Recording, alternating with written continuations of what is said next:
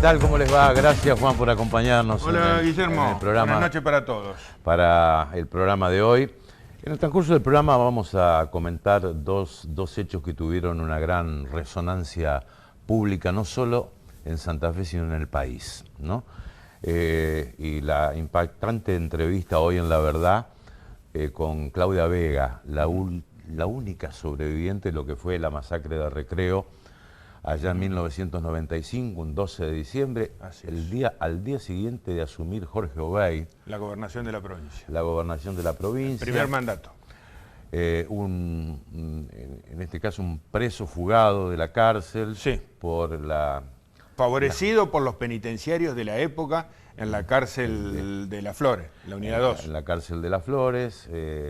Un hombre que tenía llave de la lavandería.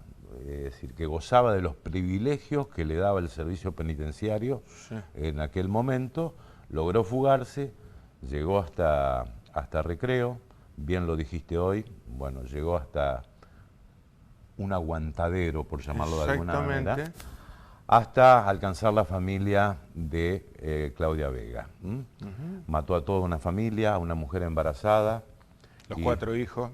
Los 4 hijos y la única sobreviviente. Bueno, hoy vamos a ver si podemos extractar lo que te dijo en tu programa La Verdad.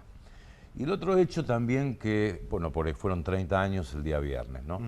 El otro hecho que también tuvo resonancia nacional y que en las últimas horas se actualizó, por decirlo de alguna manera, porque el Ministerio de Seguridad de la Nación elevó la recompensa para obtener algún dato de la desaparición de Fernanda Aguirre. En San Benito, provincia de Entre Ríos. Muy cerquita de Paraná. Muy cerquita de Paraná. Él fue vista por última vez en el año 2004. Así es. 2004, cuando fue a llevar un ramo de flores a una vecina. Exactamente. Perdió la vista de la madre, María Inés Cabrol, y la madre se murió después de 6 años de la búsqueda intensa de María Fernanda. El principal sospechoso, Lencina, murió ahorcado en una cárcel. En la comisaría Quinta de Paraná. En la comisaría Quinta de Paraná. Se supone que fue un suicidio. O lo suicidaron. Nunca quedó Mirta Chávez, establecido. que a veces se había comunicado para pedir una suerte de rescate, terminó presa, ¿no? Y nunca se supo qué pasó con María Fernanda Aguirre. Pasaron 22 años, 21 años. 21 años, ¿no? Bien, lo tenemos al doctor Jorge Nesieres, el fiscal regional, con nosotros, bueno, hablando de hechos policiales y judiciales realmente resonantes, pero ¿qué balance podemos hacer de este año, Jorge, de lo que fue? Bueno, ¿qué tal? Muchas gracias por la invitación. Bueno, un año particular el que estamos culminando porque después de prácticamente 11 años de transitar un nuevo proceso penal en la provincia, un nuevo sistema de investigación y de enjuiciamiento de los hechos delictivos, y con una institución que, si bien ya ha pasado su década de existencia, no deja de ser joven, como el Ministerio Público de la Acusación, y particularmente, como decía, en este año, una circunstancia muy especial que no solo compete a nuestra área, sino que ha afectado en distintas medidas a varios órdenes del Estado, provincial y también municipal, que es la reforma constitucional. Claro. Que nos coloca en una situación institucional inédita en nuestra provincia, con un órgano extrapoder, es decir, ajeno, autónomo a los 3 poderes tradicionales del Estado, extinguiendo un vínculo que existía particularmente con el Poder Judicial. Ajá. Han descendido los homicidios en la región, ¿eh? Y en la capital fundamentalmente, ¿no? Bueno, ya el año pasado habíamos experimentado en nuestra provincia un descenso considerable, notorio, de los homicidios, y es algo bueno que justamente venimos trayendo. Como ustedes saben, hay datos estadísticos prácticamente de lo que va de este siglo, pero particularmente nosotros a partir de 2014, que es donde, como decía, el Ministerio Público de la Acusación comienza su desarrollo, tenemos un registro bastante preciso de lo que fueron los hechos ocurridos en cada año. Cuando ustedes debutan, doctor, usted y la doctora Cristina Ferraro fueron los primeros fiscales de homicidio del nuevo sistema implementado el lunes 10 de febrero del 2014. Ese año hubo, del 1 de enero hasta el 31 de diciembre, 156 homicidios. Fue la ciudad más violenta de todo el territorio de la República Argentina y solamente comparable con algunas capitales latinoamericanas. Digo, ese fue el debut del sistema, ¿no? Y hoy Sí. estamos sobre 43 con el del viernes a la noche. Correcto. Es así que efectivamente, y más allá de la cifra objetiva y absoluta que acaba de mencionar, lo que se toma muchas veces en consideración en términos de posibilidad comparativa nacional e internacional es la tasa de homicidios cada 100.000 habitantes, Sí. Claro. donde nosotros estuvimos rondando prácticamente los 30 homicidios cada 100.000 habitantes. Un número que incluso Rosario en los peores momentos no lo ha llegado todavía, en esto que es una comparación proporcional, ¿no? Tuvimos que hacer un ejercicio muy grande con Guillermo en la radio durante muchos años para explicar valores absolutos y valores relativos. Los valores, cuando se comparan, son valores relativos porque la proporcionalidad la da la cantidad de habitantes. No es lo mismo Rosario, que tiene 3 veces la población de Santa Fe, con 200 homicidios, que Santa Fe con 150, que fue el caso de 2014. Mucho más violenta Santa Fe que Rosario, mucho más violenta.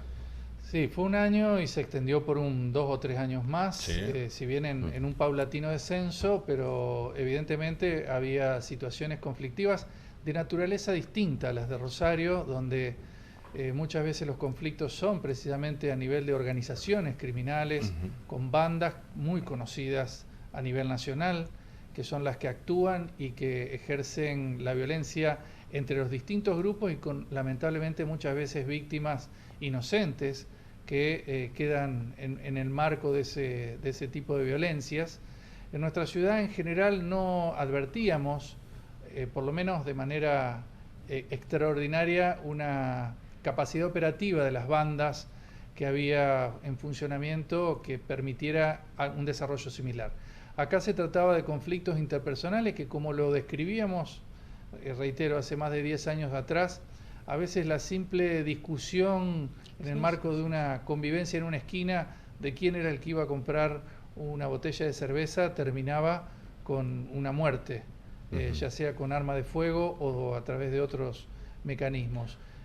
Había evidentemente un sistema, un estado de intolerancia que llamaba la atención en cuanto a la facilidad con que se llegaba a dirimir cualquier tipo de conflicto a través de quitarle la vida. En el año 2014 el 63% fue por venganza.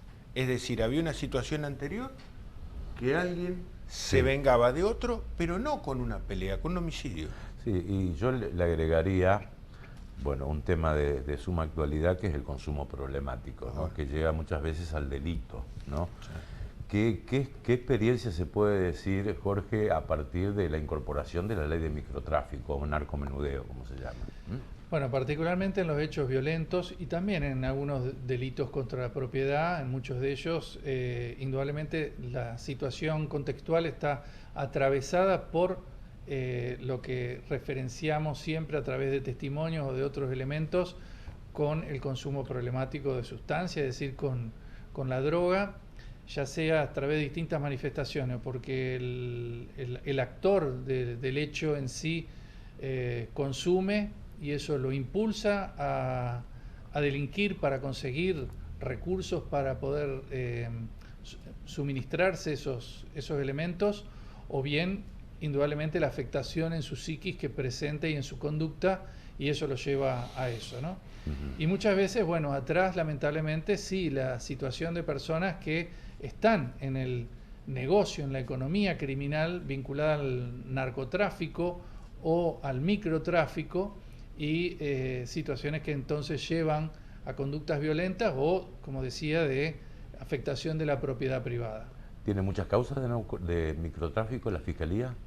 Se han registrado bastante. Recordemos que la vigencia de la competencia por parte de la provincia en la materia se dio a partir del 29 de diciembre de 2023, los 9 días que constitucionalmente está previsto para que entre en vigencia una ley que había sido sancionada el 20 de diciembre.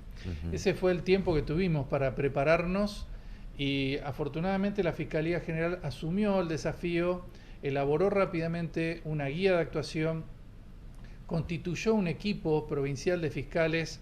No es una unidad, sino es un equipo que realiza una tarea de acompañamiento de todos los fiscales en ese sentido, y se elaboró un criterio inicial de dividir un poco los casos entre aquellos que se denominan reactivos, es decir, nos encontramos en alguna circunstancia con el estupefaciente, ya sea en un allanamiento, en una requisa en la vía pública o de cualquier otro medio, y ahí se actúa de manera directa por parte del fiscal que estaba en el caso.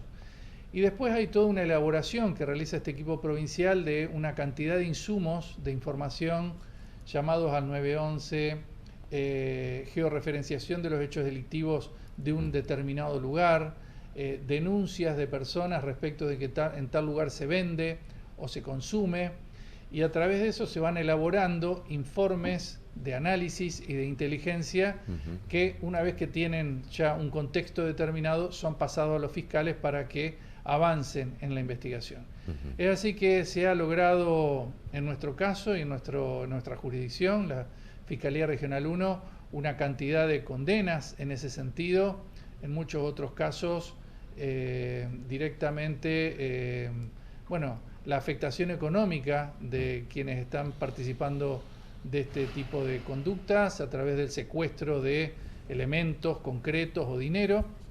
En nuestra jurisdicción particularmente no ha sido tan frecuente, aunque en algunos casos ha ocurrido la inhabilitación de los lugares de expendio de narcóticos, como sí ha ocurrido fundamentalmente en la zona sur, donde se han llevado a cabo derribos de búnkers, por así llamarlos de alguna manera, o inactivación de los mismos.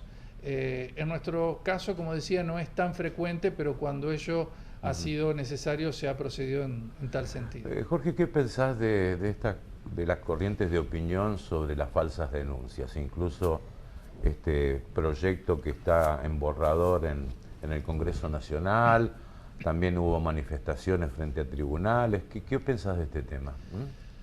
Bueno, la falsa denuncia, o quienes sostienen la posibilidad o la existencia de falsa denuncia, fundamentalmente lo vinculan a lo que son los delitos particularmente de violencia de género y específicamente de abuso sexual. Mi parecer, digamos, personal, es que nos encontramos ante una reacción de grupos específicos de opinión o grupos de poder incluso, vinculados, como lo vemos en muchos casos, a personas imputadas, acusadas o condenadas por hechos de esta índole. Y esto tiene que ver fundamentalmente con un gran cambio de paradigma en lo que es la investigación de este tipo de hechos, donde muchos de los que, y esto necesariamente debo hacer un análisis comparativo con lo que era el llamado viejo sistema, es decir, aquel previo a 2014, con el actual, con específicamente una atención puesta en este tipo de hechos, que pasa por la conformación de unidades fiscales especiales, por la utilización de protocolos de investigación y por un incremento a partir de la visibilización por parte de las víctimas de que hay una respuesta del sistema a este tipo de hechos que ha incrementado indudablemente las denuncias. Nosotros particularmente, y esto para que quede claro, porque a veces se sostiene por parte de estos grupos que cualquier denuncia de una mujer hacia un hombre implica la posibilidad de la cárcel, o que una mera cámara Gesell puede llevar a una persona denunciada a una condena. Y en realidad debemos señalar que yo calculo que más del 60%, no soy bueno para los números, pero en los informes de gestión lo dejamos muy claramente establecido, hay una cantidad superior de denuncias que son desestimadas, no porque sean falsas, sino porque realmente no podemos reunir los elementos necesarios para avanzar en una investigación. A veces, lamentablemente, y por más que confiemos en la palabra de la víctima o de la madre de una víctima menor de edad, no tenemos otro elemento de contexto para poder avanzar en esa acusación, y es así como entonces debemos necesariamente desestimarla o archivarla, lo cual no significa que eso quede eternamente en ese estado. Cualquier elemento futuro que pueda incorporarse puede reactivar la investigación. Pasa que ahora yo creo que lo nuevo es que se investiga para desestimarlo y no se desestima de entrada como ocurrió en otra época. El hecho tiene entidad desde el momento de la denuncia, la desestimación lo que hace es corroborar de que los elementos no son los necesarios. Y hay una diferencia, porque al problema se le da entidad. Por supuesto, y también el hecho de tener que investigar para avanzar hacia una posibilidad de acusación y juicio.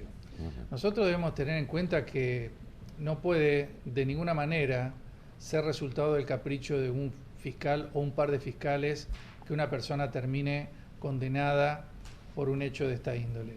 Normalmente ha atravesado por la decisión y el análisis de numerosos jueces, no de uno. Normalmente son hechos que terminan en un tribunal de 3 jueces, que luego en grado de apelación es revisado por otro tribunal de cámara de 3 jueces, y antes seguramente intervinieron varios en una audiencia imputativa, en una audiencia de medidas cautelares, donde ya un juez entendió que correspondía la medida cautelar porque había una presunción de responsabilidad, y luego revisiones de la cautelar, apelaciones, etcétera.